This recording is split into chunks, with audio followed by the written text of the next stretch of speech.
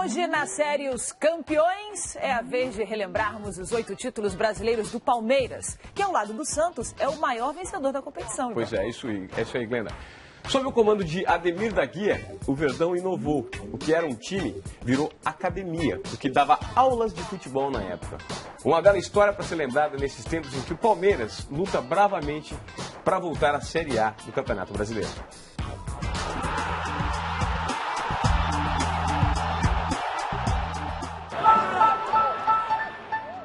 A gente chora, ri, né, no mesmo tempo. E é uma maravilha a gente ver o nosso time de coração, igual tem um Palmeiras no meu coração, na minha vida. Até me emociona.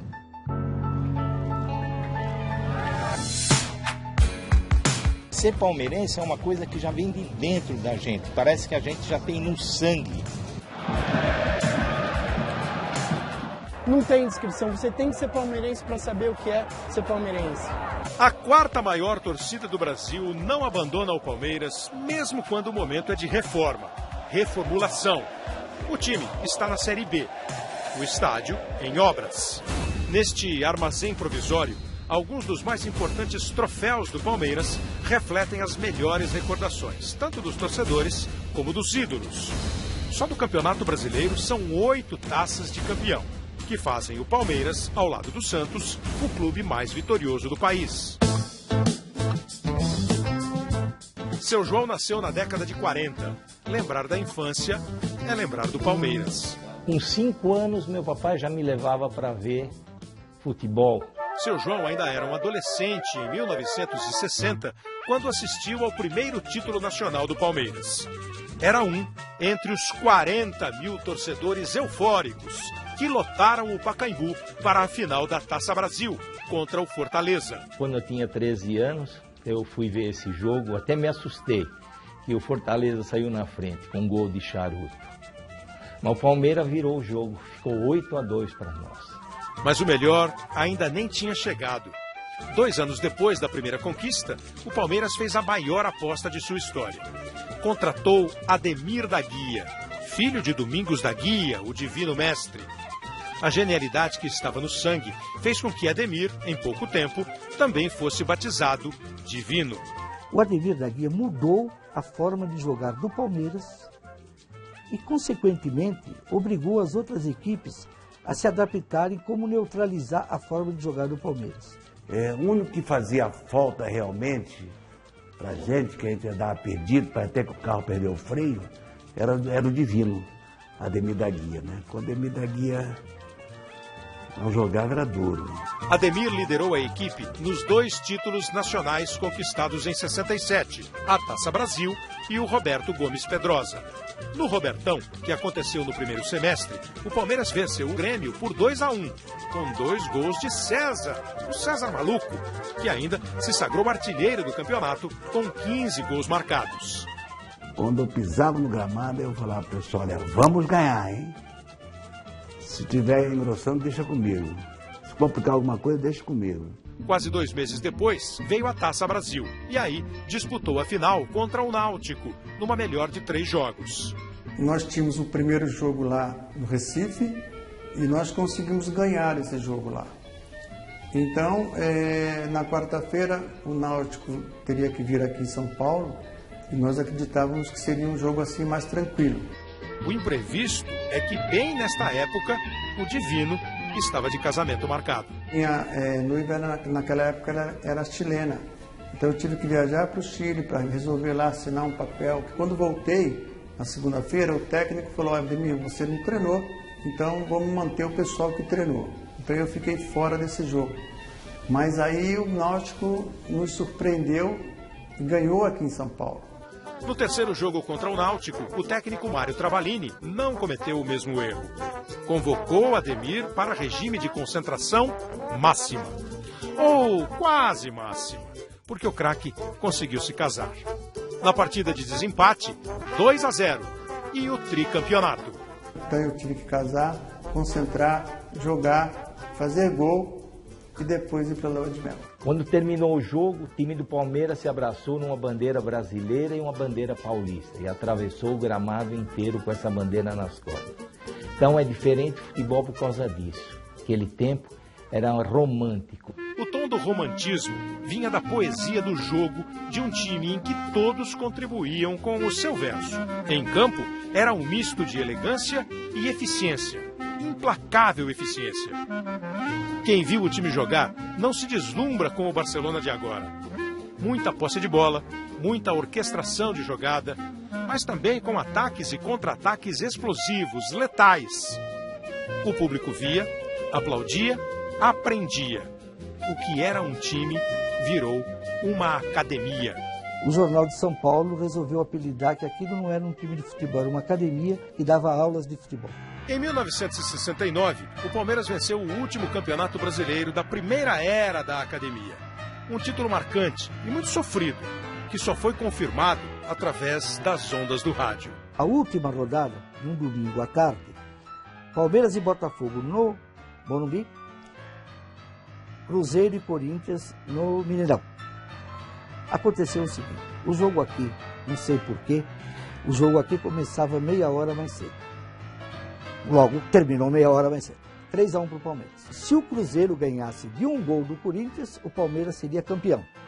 Se o Cruzeiro ganhasse de 2 gols do Corinthians, ele, Cruzeiro, seria campeão. E se empatasse, o campeão seria o Corinthians. O presidente, os diretores tinham, né, um rádio, a pilha. Naquela época usava mais a pilha. E eles ficavam esperando o término do jogo. Final de jogo. Cruzeiro 2, Corinthians 1. Título com um sabor totalmente diferente, porque o nosso arqui-inimigo tinha dado esse título de bandeja para a gente. Seu Edivaldo gosta especialmente de lembrar da década de 70. Como ele mesmo se define, era um meninão, na época em que o Palmeiras soube mudar para se manter no topo e rejuvenesceu a academia com uma outra academia. Leão, Eurico, Luiz Pereira, Alfredo e Zeca, Dudu e Ademir da Guia. Leivinha, Madruga, Ronaldo e Ney. E nós ganhamos tudo em 72. Aí não tinha mais como não reconhecer que era a segunda academia. Manteve, contudo, o mesmo fio condutor da primeira, a dupla Dudu e Ademir. Naquela oportunidade não era fácil você encontrar dois jogadores que tinham tanta similitude um com o outro e tinha uma simbiose muito grande um com o outro, como eu tinha com o Ademir.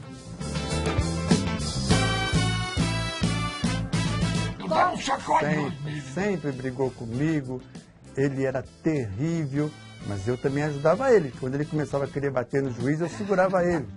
Lá, não, Dudu, calma. Aí, na nossa época, não tinha amarelo. Então, você levava o vermelho direto. Dudu era técnico, ótimo marcador, bom no corpo a corpo e na marcação por zona. Ademir da Guia era um craque. Não apenas clássico, um craque. Um Zidane melhorado. Eu, quando de rabo de olho, que a bola vinha chegando em mim, eu já, vendo a cabeça branca dele, eu já tocava de qualquer jeito para ele. Eu sabia porque a bola, do jeito que ela chegava, ele dominava ela. Ele matava, punha no chão, e é onde a gente ali saía jogadas boas, saía tranquilamente dali do sistema de defesa para frente. Essa equipe fez uma bela campanha no Brasileiro de 72. A final foi disputada contra o Botafogo de Jairzinho no Morumbi. E o Palmeiras chegou ao 5º título, academicamente, jogando com a letra do regulamento. E o 0-0 nos dava o título, porque nós tínhamos feito a melhor campanha durante o ano todo. Mas o Botafogo também tinha uma grande equipe. Então chegou um momento que nós entendemos que era importante a gente manter o resultado. O jogo terminou empatado 0-0.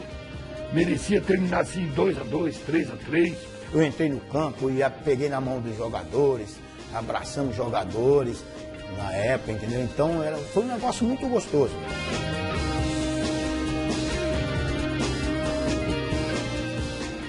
A chamada segunda academia era entrosada, experiente e segura. No nosso dicionário não existe derrota. Em 1973, entrou no jogo determinada a conquistar mais um brasileiro. A competição era exaustiva, nada menos do que 40 times naquele ano. Mas o Palmeiras mostrou que tinha fôlego de longa duração. A defesa se destacava. Encarar Leão e os zagueiros do Palmeiras não era brincadeira, não. Depois de 6 meses de disputa, Palmeiras e São Paulo se encontraram no Morumbi, na última partida do quadrangular final. E outra vez, a academia jogava com a vantagem do empate. 0-0. Aí já foi mais complicado ainda. Houve muita perca de gols, né? Tanto do São Paulo como do Palmeiras. Nós sabíamos que no São Paulo, no Morumbi, era muito forte. O São Paulo tinha uma equipe muito boa. O Brasil era novamente verde. E a segunda geração da academia também virou imortal.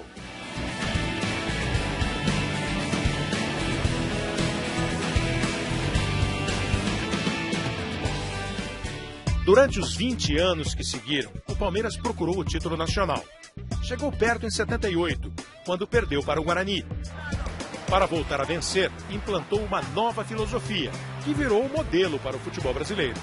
Carlos viu de perto o nascimento da era Palmeiras-Parmalat. Aquilo deu um sentimento para a gente de somos realmente grandes, estamos aqui, viemos para realmente brigar e ficar. Investimento pesado e um jovem treinador. Cheio de vontade e talento, Vanderlei Luxemburgo chegou da Ponte Preta para encarar uma realidade nova e desafiadora. Aí eu vi o time, perfil do time e falei, esse time aqui não tem como não ser campeão. O time reunia Edmundo, Roberto Carlos, César Sampaio, Mazinho, Edilson, Zinho, Evair. Por que não admitir que o futebol nacional se curvava para a terceira academia? Agora o maior rival era o São Paulo de Tele Santana. E os dois times se enfrentaram num tira-teima, na semifinal do Brasileiro de 1993. E eu me lembro que a primeira partida nós empatamos 1-1 e na segunda partida ganhamos de 2-0 no Morumbi. Eu estava lá com os meus primos, meu irmão. E o Palmeiras ganhou de 2-0, aquele golaço do César Sampaio. Bota na frente, insiste César Sampaio. Olha o Zete, olha o gol, olha que golaço! Gol!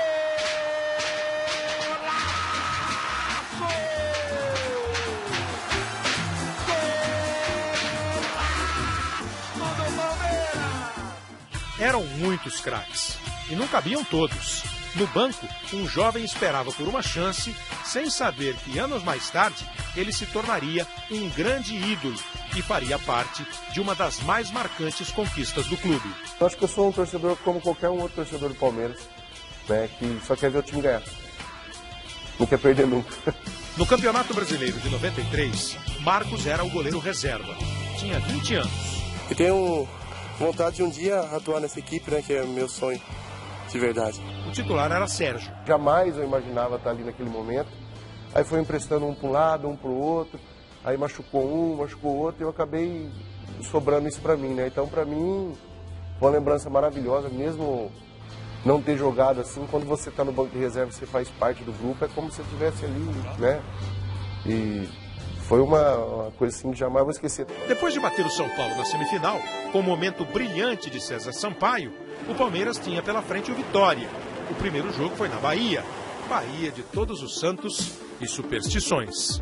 E eu lembro que a gente entrou no campo para fazer o aquecimento, assim, aí o pessoal, não sei se de verdade ou se folclórico, o cara entrou com uma panelinha de farinha e jogou no pé do Sérgio, assim, dizendo que era macumba. O Sérgio ficou num desespero desgraçado de agora eu tô macumbado, o que eu vou fazer, né? Eu falei, isso aí não pega nada não, você ora que dá tudo certo. Nem toda a energia da Bahia foi capaz de parar o Palmeiras. A força do time ficou clara. O time era muito bom, só que nós conseguimos uma vitória muito interessante lá, que foi ganhar lá de 1-0. Aí obrigou o Vitória aqui a ter que mudar o jeito de jogar, né? Eu tinha que buscar um pouco mais. Com a vantagem conquistada em Salvador, o segundo jogo foi uma festa. 90 mil palmeirenses. E claro, o Carlos estava lá. E logo no começo o Evair já fez um gol e aí a festa já começou. Cruzamento, olha o gol!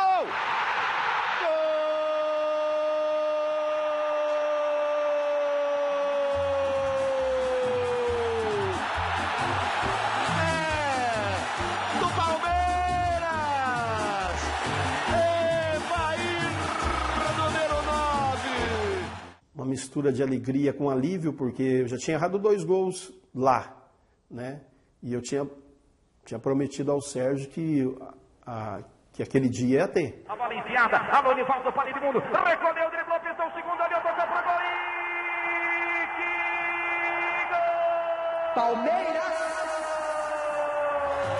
Edmundo animado!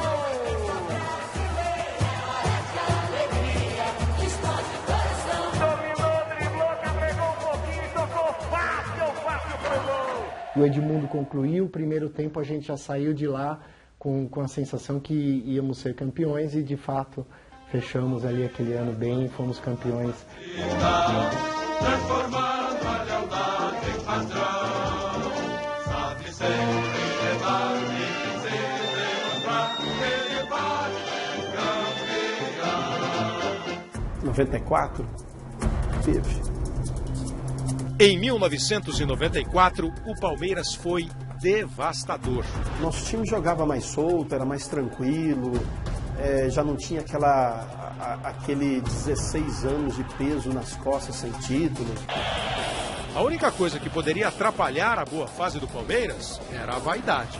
Se dentro de campo havia sintonia, nos bastidores o clima era tenso, com um racha entre os jogadores. A discussão tinha muita. Várias vezes eu briguei com o Edmundo, eu acho que tinha até um ringue lá dentro do vestiário. Era duro de administrar. Muitos jogadores, estrelas, uns acostumados a ganhar, outros não. Como a gente sempre fala, né? Você não está ali no campo para fazer amigos, você está ali para ganhar título e você é pago para isso, né? Cada dia dois se enfrentavam lá dentro.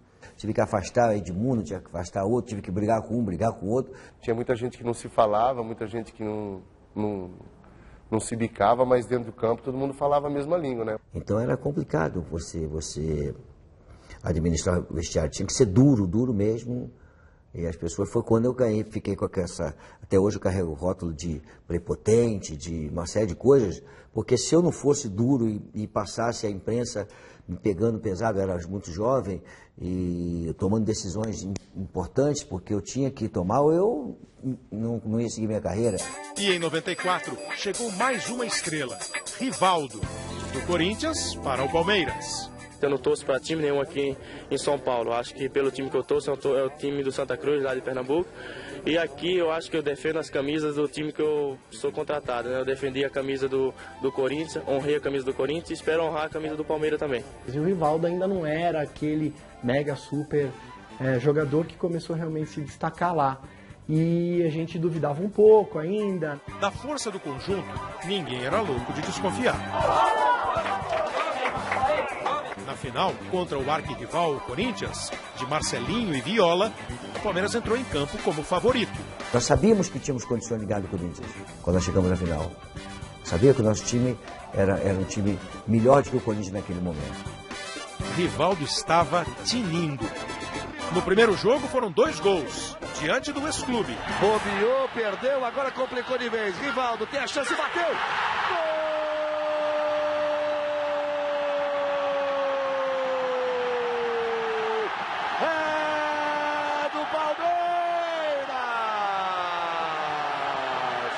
Edmundo ampliou. Aí, olha a chance, perna esquerda, chamou pra dentro, tocou para Edmundo, bateu, gol!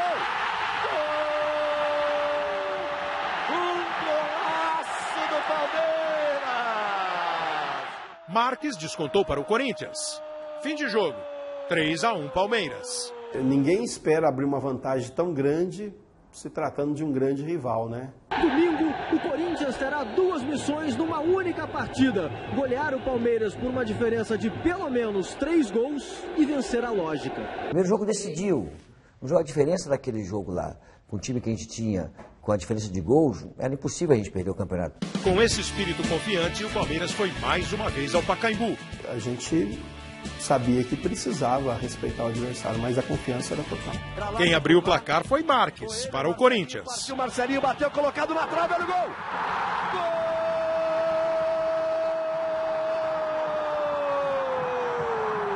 Gol! Jogo quente, quentíssimo. 3 expulsões, 2 corintianas, 1 palmeirense. E quem decidiu o jogo? Mais uma vez, Rivaldo. 1-1. Olha o gol do Palmeiras, olha o gol do título, Edmundo, olha o gol, Rivaldo! Gol!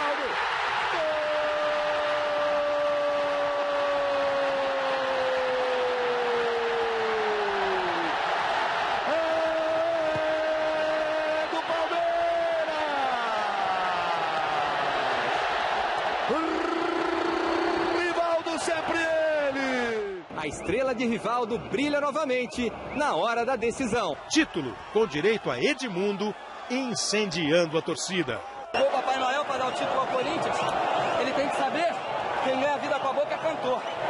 Quem ganha a vida jogando futebol, não pode falar, tem que fazer. O Corinthians é pra gente o time a ser batido, né?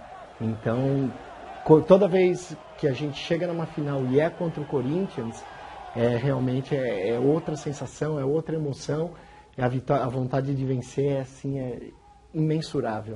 O Palmeiras repetia o feito da academia da década de 70 e conquistava o bicampeonato brasileiro, 1993, 1994. Em 2014, ano do centenário, o Palmeiras completará 20 anos do último título brasileiro. A grande sala, que reúne 8 troféus de campeão brasileiro, quer ficar um pouco mais apertada, com a chegada do 9º. O Palmeiras tem duas situações muito importantes no ano que vem: centenário e a inauguração do seu estádio. Então, esse ano a única coisa que o Palmeiras pode fazer bem feito é voltar à Série A. Então, eu acho que às vezes dar um passo para trás para poder aprender a nunca mais repetir os erros é importante. Agora tem que aprender. Eu realmente me dediquei a minha vida, a minha profissão, em benefício do Palmeiras. Eu nunca me preocupei muito com seleção brasileira. Contar a história do Palmeiras no Brasileirão é, portanto, contar vitórias. 1, 2, 3, 4, 5, 6, 7, 8 taças de campeão. Se a conta é grande, o clube é maior ainda. O que esperar da academia? Imortalidade.